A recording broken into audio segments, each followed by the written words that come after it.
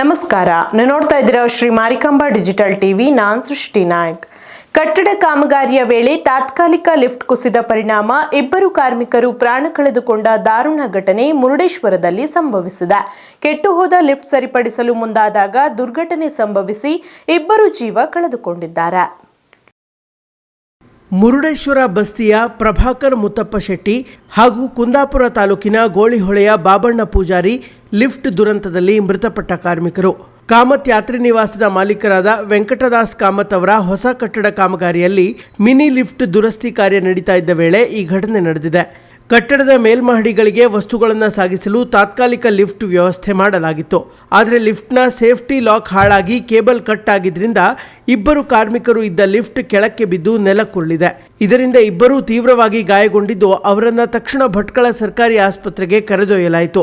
ಅಲ್ಲಿ ಪ್ರಾಥಮಿಕ ಚಿಕಿತ್ಸೆ ನೀಡಿದ ಬಳಿಕ ಮಣಿಪಾಲ್ ಕಸ್ತೂರಬಾ ಆಸ್ಪತ್ರೆಗೆ ವರ್ಗಾಯಿಸಲಾಯಿತಾದರೂ ಚಿಕಿತ್ಸೆ ಫಲಕಾರಿಯಾಗದೆ ಇಬ್ಬರೂ ಸಾವನ್ನಪ್ಪಿದ್ದಾರೆ.